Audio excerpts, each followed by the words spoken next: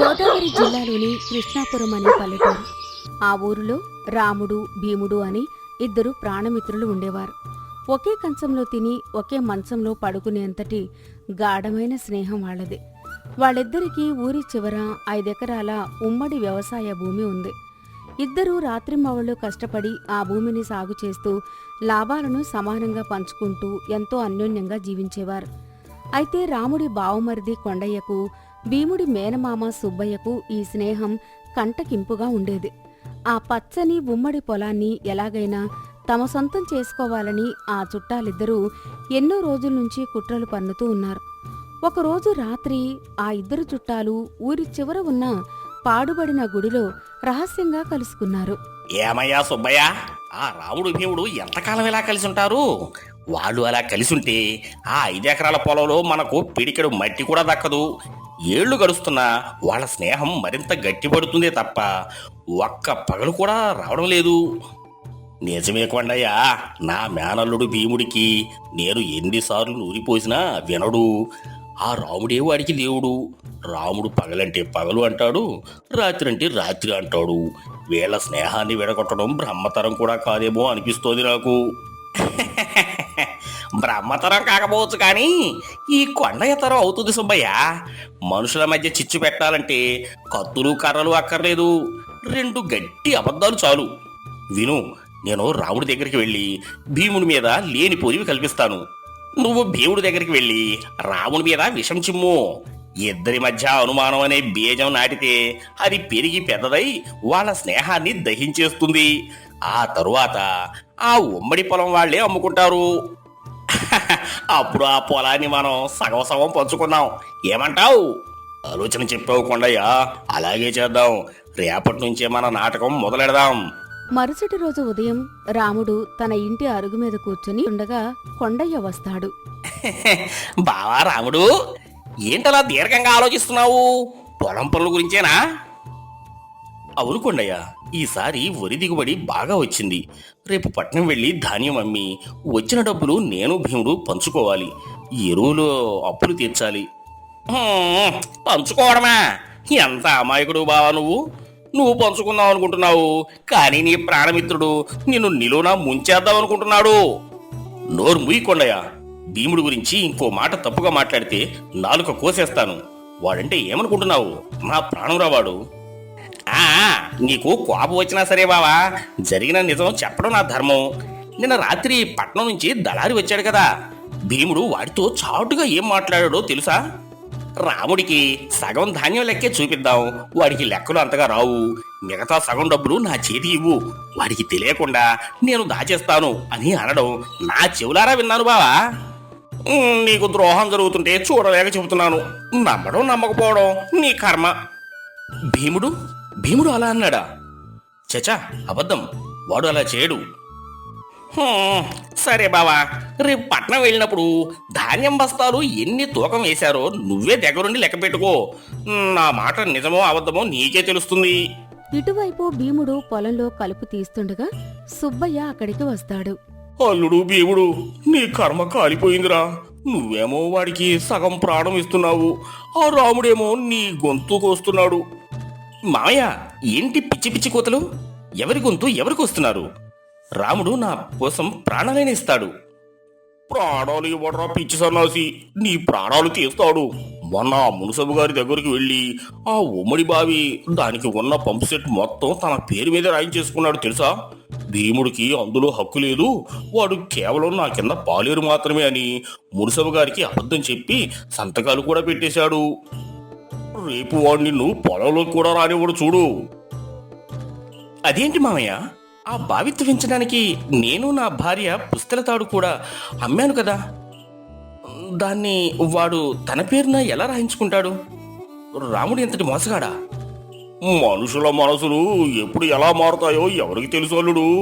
డబ్బు ఆస్తి ఎవరినైనా మార్చేస్తాయి. నువ్వు జాగ్రత్తగా ఉండు. 2 రోజుల తర్వాత భీముడు, రాముడు పొలం గట్టు మీద కలుసుకుంటారు. ఇద్దరి మనసుల్లో చుట్టాలు నాటిన అనుమానం పెరిగి పెద్దదైంది. ఇద్దరూ ఒకరినొకరు కోపంగా చూసుకుంటారు. ఎరా భీముడు, నిన్న పట్నం వెళ్ళి దళారితో బేరం ముగించావు కదా, బస్తాల లెక్కేంటి? డబ్బులు లెక్కేంటి? ఎంత నొక్కేసావో చెప్పురా దొంగ ముఖమా. నేను దొంగ ముఖాన్ని కాదురా, దొంగవి నువ్వు, ద్రోహివి నువ్వు. నేను పట్నం వెళ్ళి అమ్ముకొచ్చిన ప్రతి గింజకి లెక్క చెబుతాను. ముందు నువ్వు ఆ ఉమ్మడి బావి కాగితాలు మునసబు గారి దగ్గర ఎలా మార్చావో, దాన్ని నీ సొంతం ఎలా చేసుకున్నావో చెప్పు. నేను బావి కాగితాలు మార్చడమా? ఏంట్రా నీ పిచ్చి కూతలు? నేను నిన్ను నమ్మి ఆస్తి అప్పగిస్తే నువ్వు నన్ను వెన్నుపోటు పొడుస్తావా? వెన్నుపోటు పొడిచింది నువ్వు రాముడు. నా మేనమామ చెప్పినప్పుడే నేను నమ్మాల్సింది. నా కళ్ళు మూసుకుపోయాయి. మా కొండయ్య బావ కూడా నీ గురించి చెప్పాడురా, నువ్వు డబ్బు దాచేస్తున్నావని. నేను నమ్మలేదు, కానీ ఇప్పుడు నీ మాటలు వింటుంటే నువ్వు ఎంతటి దుర్మార్గుడువో అర్థమవుతుంది. ఇక మన స్నేహం చెల్లదు, మనం కలిసి వ్యవసాయం చేయలేం. అవునరా, నీతో కలిసి పనిచేయడం నా వల్ల కూడా కాదు. మన లెక్కలు ఊరి పెద్దల ముందే తేల్చుకుందాం. రేపు రచ్చబండ దగ్గరికి రా, పంచాయతీ పెడదాం. మరుసటి రోజు ఉదయం కృష్ణాపురం రచ్చబండ. ఊరి జనమంతా చేరారు. ఊరి పెద్ద కాపు ధర్మరాజు గారు, కరణం గారు కుర్చీలో కూర్చున్నారు. రాముడు భీముడు చెరోవైపు తల దించుకొని నిలబడి ఉన్నారు. కొండయ్య సుబ్బయ్యలు మాత్రం లోలోపల మురిసిపోతూ ముందు వరుసలో నిలబడ్డారు. గ్రామస్తులారా, ఈ రోజు ఈ రచ్చబండ మీద నేను చూస్తున్న దృశ్యం కలనా లేక నిజమా అని నాకే ఆశ్చర్యంగా ఉంది. కృష్ణుడికి అర్జునుడిలా, రాముడికి లక్ష్మణుడిలా ఒకరు విడిచి ఒకరు ఉండలేని ఈ రాముడు భీముడు ఇద్దరు ఒకరికొకరు బద్ధ శత్రువుల్లా నిలబడ్డారా? అసలు ఏమైందిరా మీకు? ఎందుకు ఈ పంచాయతీ దాకా వచ్చారు? అయ్యా ధర్మరాజు గారు, వాడిని నేను ప్రాణంగా చూసుకున్నాను. కానీ వాడు పట్నం దళారితో కుమ్మక్కై మన ఉమ్మడి ధాన్యాన్ని అమ్మి సగం డబ్బులు కాజేశాడు. నా బావమరిది కొండయ్య వాడి కుట్రను కళ్ళారా చూశాడు, చెవులారా విన్నాడు. అబద్ధం పెద్ద కాపు గారు, వాడు పచ్చి అబద్ధం ఆడుతున్నాడు. రాముడే పెద్ద ద్రోహి. మన ఉమ్మడి బావిని, మోటార్ పంప్ సెట్ని నా ప్రమేయం లేకుండా మునసబు గారి దగ్గరికి వెళ్ళి తన పేరు మీద రాయించుకున్నాడు. నన్ను పాలేరుగా చూపిస్తూ దొంగ సంతకాలు పెట్టాడు. నా మామయ్య సుబ్బయ్యకు ఇదంతా తెలుసు. అలాగా, సరే సరే, ఆ సుబ్బయ్యను కొండయ్యను ఇలా ముందుకు రానివ్వండి. ఏమయ్యా కొండయ్య, ధాన్యం డబ్బులు భీముడు కాజేయడం నువ్వు నిజంగా చూసావా? అవును బాబయ్య, నా 2 కళ్ళతో చూశాను, నా 2 చెవులతో విన్నాను. భీముడు చాలా మోసగాడు బాబయ్య. ఏమయ్యా సుబ్బయ్య, బావి కాగితాలు రాముడు మార్చడం నీకు తెలుసా? తెలుసు బాబయ్య. రాముడు మునసబు గారి కాళ్ల మీద పడి ఏవేవో అబద్ధాలు చెప్పి తన పేరు మీద కాగితాలు రాయించుకున్నాడు. నా కళ్ళారా చూశాను. కరణంగారు పెద్దకాపు ధర్మరాజు గారి చెవిలో ఏదో గుసగుసలాడారు. పెద్దకాపు నవ్వి తలూపారు. ఆయనకు ఈ ఇద్దరు చుట్టాల కుట్ర అర్థమైపోయింది. సరే, వీళ్ళిద్దరి మాటలు విన్నాను. రాముడు భీముడు ఒకరికొకరు మోసం చేసుకున్న మాట వాస్తవమే అని తేలింది. కాబట్టి వీళ్ళిద్దరూ ఇక విడిపోవడమే మంచిది. కానీ ఆ 5 ఎకరాల ఉమ్మడి పొలాన్ని మధ్యలోకి చీల్చలేం. అలా చేస్తే వ్యవసాయానికి పనికిరాదు. కాబట్టి ఆ పొలాన్ని ఇక్కడే వేలం వేస్తున్నాను. వేలమా? వేలమా? అవును, వేలమే. ఆ వచ్చిన డబ్బును ఇద్దరికీ సమానంగా పంచుతాను. కానీ ఇక్కడో షరతు ఉంది. ఈ పొలాన్ని ఊరిలో ఉన్న ఎవరూ కొనడానికి వీల్లేదు. కేవలం వీళ్ల బాగోగులు చూసుకుని ప్రాణ చుట్టాలైన కొండయ్య సుబ్బయ్యలకు మాత్రమే కొనే అర్హత ఇస్తున్నాను. మీరిద్దరూ ఆ పొలాన్ని కొని మీ బంధువులకు న్యాయం చేయండి. కొండయ్య సుబ్బయ్యల కళ్ళు ఆనందంతో మెరిశాయి. వాళ్ల పథకం ఫలించిందని సంబరపడ్డారు. కాని పొలం ఎలా పంచుకోవాలి అన్నదానిపై వాళ్ళిద్దరి మధ్య అక్కడికక్కడే పేరాస మొదలైంది. పెద్ద కాపు గారు, ఆ పొలాన్ని నేనే కొంటాను. 5,000 రూపాయలు ఇస్తాను. ఆ పొలం మొత్తం నాదే. నీకెందుకు ఇస్తాను రా దొంగనాయాలా? నేను కొంటాను. 6,000 ఇస్తాను. అసలు ఇద్దరిని విడగొట్టి పొలాన్ని నా పేరున రాయిస్తానని రాత్రి గుడిలో ప్రమాణం చేశావు కదరా. నేను నీ పేరుని ఎందుకు రాస్తాను రా సొంట? నేను కదా నా బావ రాముడి దగ్గర అబద్ధాలు ఆడి వాడి మనసులో విషం నింపాను. ఆ శ్రమకు తగ్గ ప్రతిఫలం నాకే దక్కాలి. ఆ పొలం నాదే. ఓహో, నేనేం తక్కువ చేశారా? భీముడి దగ్గర బావి కాగితాల గురించి అబద్ధం చెప్పి వాడిని రెచ్చగొట్టింది నేను కదా. నేను లేకపోతే ఈ పంచాయతీ జరిగేదా? రాముడు భీముడు విడిపోయేవాళ్ళ? నీకెందుకు ఇస్తాను రా పొలం? రచ్చబండ దగ్గర ఉన్న జనమంతా వాళ్ల మాటలు విని నివ్వెరపోయారు. రాముడు భీముడు నిర్ఘాంతపోయి వాళ్ల వంక చూస్తున్నారు. పెద్దకాపు ధర్మరాజు కోపంగా కుర్చీలో నుంచి లేచి, ఆపండిరా మీ నాటకాలు. విన్నారా గ్రామస్తులారా? విన్నారా రాముడు భీముడు? మీ ఇద్దరి అసలు రంగు ఇది అని ఊరంతటికీ తెలియజేయడానికే నేను ఈ వేలం నాటకం ఆడాను. మీరు నిజంగా తప్పులు చేసి ఉంటే మునసబు గారి దగ్గర, దళారుల దగ్గర రికార్డులు ఉండేవి. కానీ అవన్నీ నేను ఉదయాన్నే పరిశీలించాను. రాముడు నిజాయితీపరుడు, భీముడు ధర్మం తప్పనివాడు. వాళ్ల పచ్చని స్నేహాన్ని చూసి ఓర్వలేక వాళ్ల పొలం మీద ఆశతో ఈ కొండయ్య సుబ్బయ్య కలిసి ఆడిన కుట్ర నాటకమే ఇదంతా. నన్ను క్షమించరా భీముడు, నా బుద్ధి గడ్డి తింది. మన ఈ నీళ్ల స్నేహాన్ని వదిలేసి ఈ స్వార్థపు చుట్టం మాటలు నమ్మాను. నేను నీకు ద్రోహం తలపెట్టానురా. తప్పు నాది కూడా ఉందిరా రాముడు. ప్రాణం కన్నా మిన్నగా చూసుకుని నిన్ను అనుమానించాను. ఈ సుబ్బయ్య మావయ్య వేసిన విషపు వలలో పడిపోయాను. చూశారు కదా గ్రామస్తులారా, ఎక్కడైతే ప్రేమ నమ్మకం లోపిస్తాయో అక్కడ ఇలాంటి చుట్టాలు చేరి అబద్ధాలతో చిచ్చు పెడతారు. రాముడు భీముడు ఇప్పటికైనా కళ్ళు తెరిచారు. సంతోషం. ఈ కొండయ్యను సుబ్బయ్యను ఊరి నుంచి బహిష్కరిస్తున్నాను. వీళ్ళు ఇకపై ఈ గ్రామ పొలిమేరల్లో కనిపించడానికి వీల్లేదు. అలాగే చేయండి పెద్ద కాపు గారు, వీళ్లకు అదే తగిన శిక్ష. కొండయ్య సుబ్బయ్య తల దించుకొని ఊరు విడిచి వెళ్ళిపోతారు. రాముడు భీముడు ఒకరి చేతులు ఒకరు పట్టుకుని రచ్చబండ పైనుంచి తమ పొలం వైపు నడుస్తారు. నీతి: అపార్థాలతో రగిలిన ఆ చుట్టాల చిచ్చు ఊరి పెద్దల తెలివితేటలతో చల్లారింది. రాముడు భీముడు తమ తప్పు తెలుసుకుని అబద్ధాలు చెప్పే బంధువులను దూరం పెట్టి తమ స్నేహబంధాన్ని మరింత గట్టిపరుచుకున్నారు. ఆ తర్వాత వాళ్ల వ్యవసాయం మరింత దినదిన అభివృద్ధి చెందింది. స్వార్థపరులైన చుట్టాల మాటలు విని సొంత వాళ్లను, ప్రాణ స్నేహితులను అవమానించకూడదు అనే గుణపాఠం ఆ గ్రామస్తులందరికీ జీవితకాలం గుర్తుండిపోయింది. అనగనగా విజయనగరం అనే సుభిక్షమైన రాజ్యం. ఆ రాజ్యంలో రవి అనే యువకుడు ఉండేవాడు.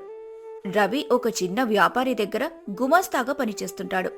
రవికి నాటకాలంటే పిచ్చి. చిన్నప్పటి నుండి ఏ ఊర్లో నాటకం వేసినా కిలోమీటర్లు నడిచి వెళ్లి చూసేవాడు. రవి రాధిక అనే అమ్మాయిని ప్రేమించి పెళ్లి చేసుకున్నాడు. రాధిక, ఈరోజు మన ఊరి సొంత మైదానంలో నాటకముంది. మన దగ్గర ఉన్న కొంచెం డబ్బుతో నాటకం చూద్దామా? తప్పకుండా అండి. నాక్కూడా నాటకాలంటే చాలా ఇష్టం. మీతో కలిసి చూడటం ఇంకా ఆనందంగా ఉంటుంది. అలా వారిద్దరూ తరచూ నాటకాలకు వెళ్లేవారు. రవికి వచ్చే జీతం తక్కువైనా అందులోనే పొదుపు చేసి నెలకు 1-2 సార్లు నాటకాలకు వెళ్లి ఆ కళాకారుల నటనను చూసి మురిసిపోయేవారు. ఆ నాటకాల్లోని పద్యాలు, సంభాషణలు ఇంటికి వచ్చాక కూడా నెమరవేసుకునేవారు. వారి చిన్న గూటిలో ఆనందం నిండి ఉండేది. ఒకరోజు కొందరు పేద కళాకారులు నాటక సమాజం వారు రాజుగారిని కలవటానికొచ్చారు. వారి నాయకుడు రంగనాథం. ఆ విజయనగరం ఆ రాజ్య మహారాజు విక్రమసేన. ఆయన కళాపోషకుడు, ప్రజారంజకుడు. ఆ రాజ్యంలో కళలకు, ముఖ్యంగా నాటకరంగానికి పెద్దపీట వేసేవారు. మహాప్రభు, మేము నాటకాలను నమ్ముకున్న పేద కళాకారులం. మాకు పొలాలు లేవు, వ్యాపారాలు తెలియవు. కేవలం అభినయమే మా ఆస్తి. ప్రజలకు పురాణ గాథలను, నీతి కథలను నాటకాల రూపంలో ప్రదర్శించి వారిని ఆనందపరచడమే మా జీవిత ధ్యేయం. కాని నాటక ప్రదర్శనలకు అయ్యే ఖర్చు, పన్నులు మాకు భారంగా మారుతున్నాయి. దయచేసి మాకు తక్కువ పన్నుకు విధిస్తే మేము ఊరూరా తిరిగి ప్రదర్శనలు ఇస్తాం. రంగనాథం, కళ అనేది గొప్పది. అది సమాజంలో మంచి మార్పు తీసుకొస్తుంది. దానికి పన్ను భారం ఉండకూడదు. మీకు నాటక ప్రదర్శనలకు పూర్తి అనుమతి ఇస్తున్నాను. నామమాత్రపు పన్ను కడితే చాలు. మీరు నిర్భయంగా మీ కళను ప్రదర్శించండి. ప్రజలకు మంచి వినోదాన్ని, విజ్ఞానాన్ని పంచండి.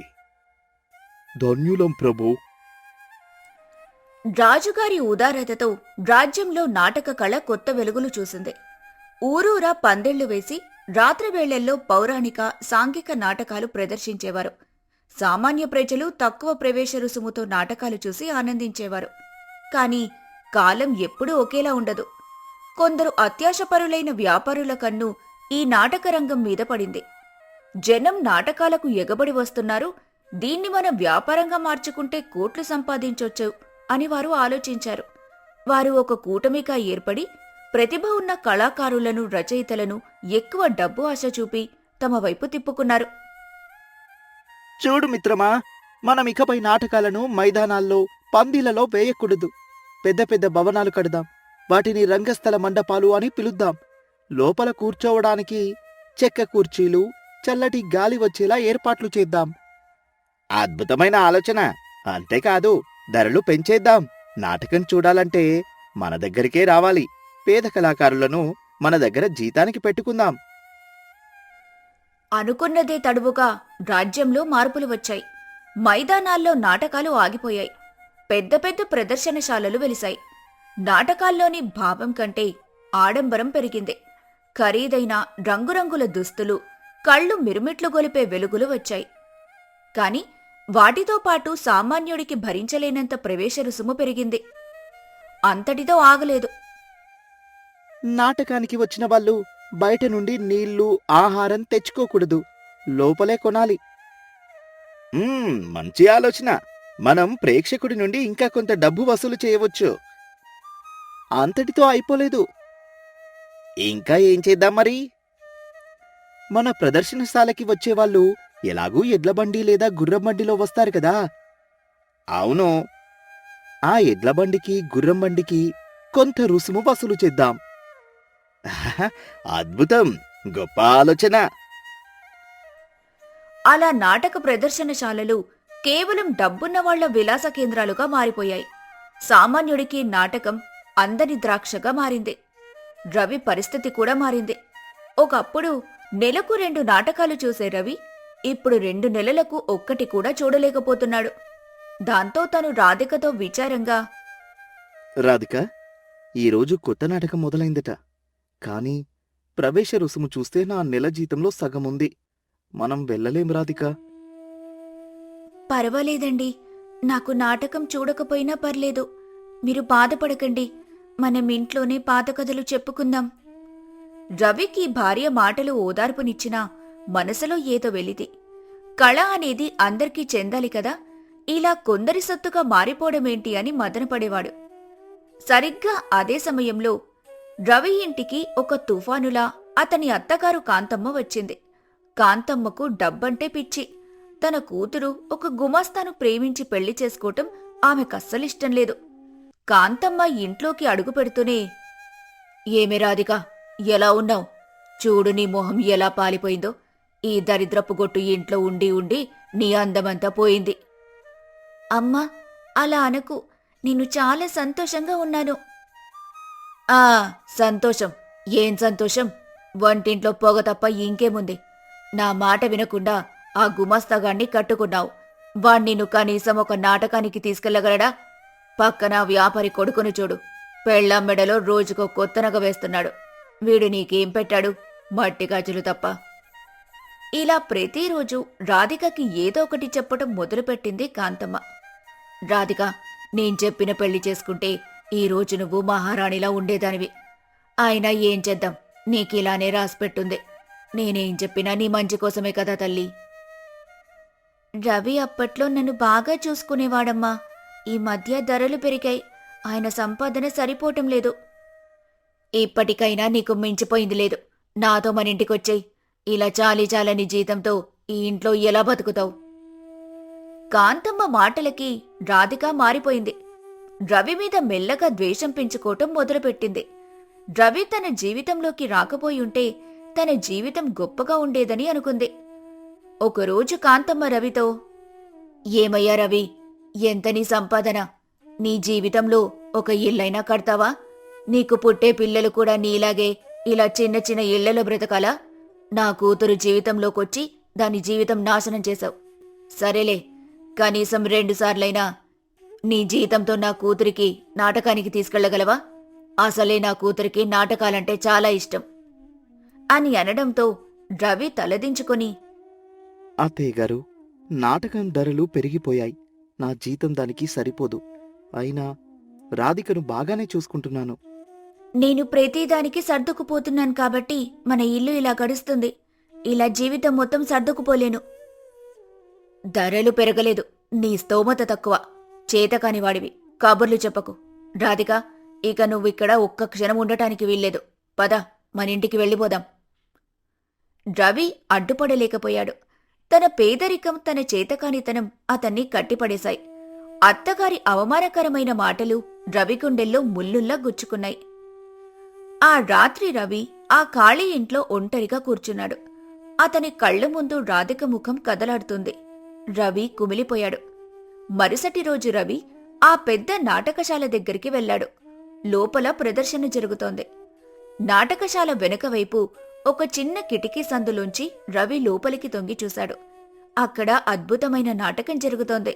కాని ఆ కిటికీ దగ్గర రవి ఒక్కడే కాదు, ఇంకా 4-5 పేదవాళ్లు కూడా తొంగి చూస్తున్నారు. వాళ్ల కళ్లల్లో ఆనందం చూశాడు రవి.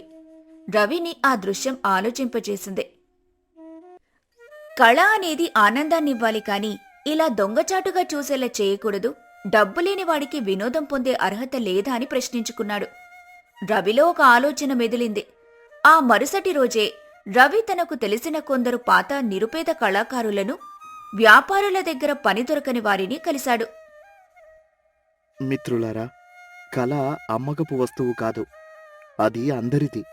ఆ పెద్ద నాటకశాలలో జరుగుతున్న నాటకాన్నే మనం ఇక్కడ మన వీధిలో ఉచితంగా వేద్దాం. మీ దగ్గర ప్రతిభ ఉంది, నా దగ్గర సంకల్పముంది.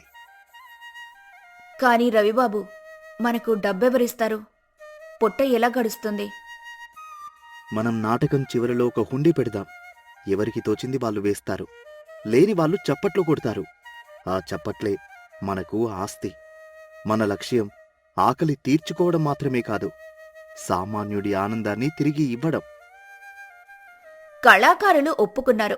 రవి తన దగ్గరున్న కొద్దిపాటి డబ్బుతో ఆ పెద్ద నాటకశాలలో ఏ నాటకం జరుగుతుందో అదే కథను, అదే పద్యాలను అంతకంటే అద్భుతమైన భావంతో ఈ వీధి నాటకంలో ప్రదర్శించటం మొదలుపెట్టారు.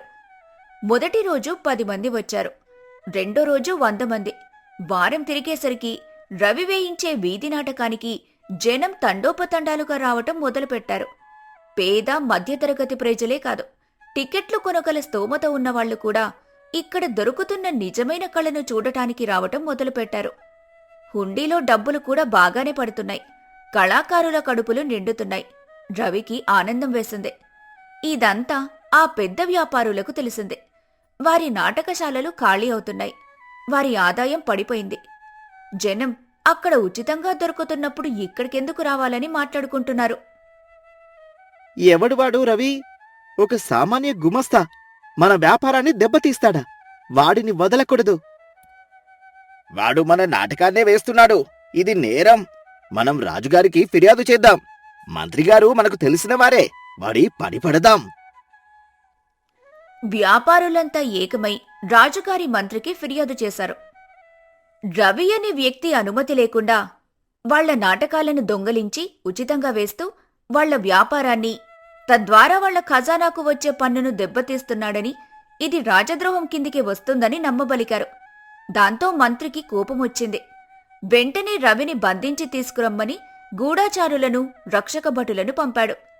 ఆ రోజు రవి ఆ పల్లెటూర్లో నాటకం వేయిస్తున్నాడని గూఢాచారులకి తెలిసింది.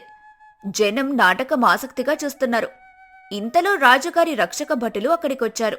రవిని బంధించి రాజధానికి తీసుకుని వెళ్లారు. మరుసటి రోజు ఉదయం రాజదర్బారు కిక్కిరిసిపోయింది. విక్రమసేన మహారాజు సింహాసనంపై ఆసీనులయ్యారు. పక్కన మంత్రి, వ్యాపారులు నిలబడి ఉన్నారు. రవిని సంకెళ్లతో రాజుగారి ముందు ప్రవేశపెట్టారు. రవి, నీ మీద తీవ్రమైన ఆరోపణలు ఉన్నాయి. నువ్వు అనుమతి లేకుండా నాటకాలు వేస్తున్నావు. వ్యాపారుల లాభాలకు గండి కొడుతున్నావు.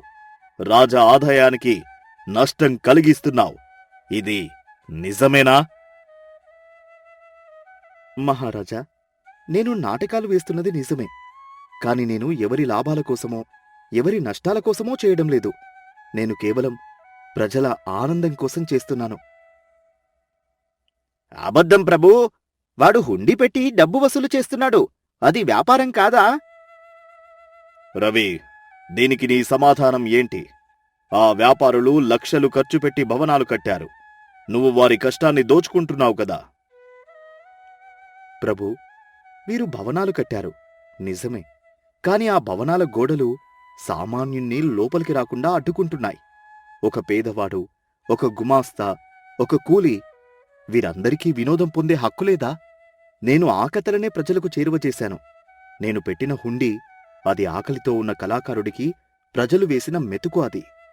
నేను చేసింది నేరమైతే ఆ నేరం చేసినందుకు నేను గర్వపడుతున్నాను. ఎందుకంటే నా వల్ల వేలాది మంది పేదలు నవ్వుకున్నారు, వినోదంని ఆస్వాదించారు. ఇదంతా విన్న రాజుగారు ఆలోచనలో పడ్డారు. రాజుగారు రవికి శిక్ష విధిస్తారా లేక మందలించి వదిలేస్తారా? వ్యాపారుల తర్వాతి ఎత్తుగడ ఏంటి? తర్వాతి భాగంలో చూద్దాం.